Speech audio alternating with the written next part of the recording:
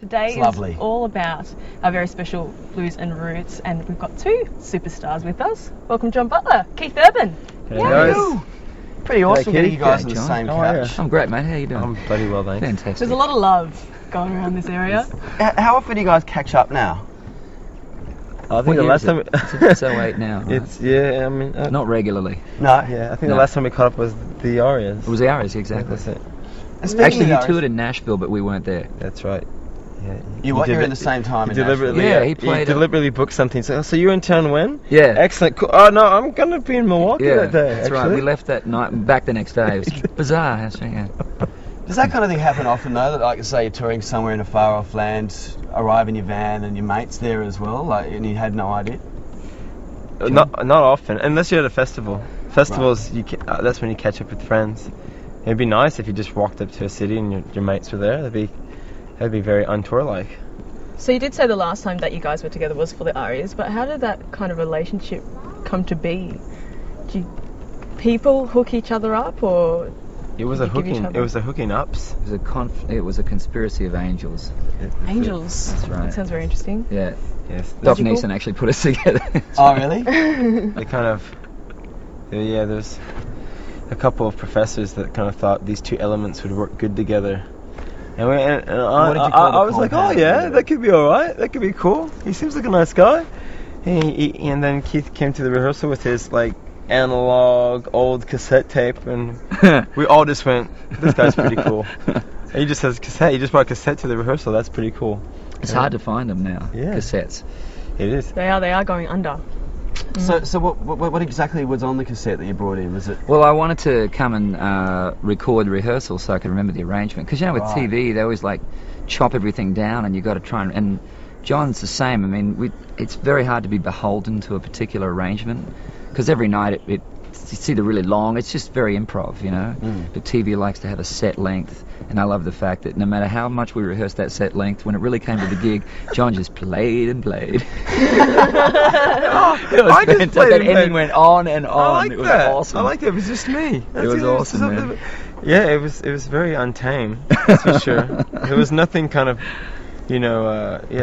very controlled about it. No, it was good. Even the staging wasn't very controlled. No, the stage actually started to drift apart. Yeah, it was, Really? Yeah, as behind us, ironically, was the sticker saying "Close the gap," and I thought, well, now would be a good time to do that. that's it. That's Was it. that because you guys were just playing those guitars that hard that the stage started to split? Yes. Pretty You looked much. like you were having a lot of fun up there doing that. It was a lot of fun. There's a lot of Yeah. adrenaline up there, Yeah. You practice it at one tempo, then you start it at a completely another tempo. And, That's right. And you just kind of go from there. It was real. That's what I liked about it. There was just nothing that was like, there was nothing formulated about it. We did the best we could in rehearsals, which was great. And then we went and it was just the real deal. And I think that's what people liked about it. It wasn't like this contrived kind of collaboration. No. It was just going to be. I think my one always, and John's the same, is to lose yourself in the moment. But that's like you can only hope that you can do that in a situation like that. And I just watched it last night. I saw it on TV again last night when I got into the hotel here, and I've watched it twice, and both times I found myself leaning into the television towards the end of the performance. Yeah. It's just because it's just one of those things when you lose yourself in the moment. It's real. Is that a weird thing to see yourself playing? I guess in the era of YouTube and things like that, it's so much more of unless you're making a DVD or something like that, to watch yourself playing, is it kind of, do you get super critical and say, oh, I missed a note there, or, no? Not so much. I think for me it's just about if the spirit of it's there and the feel. I don't really see it so much as I hear it or feel it.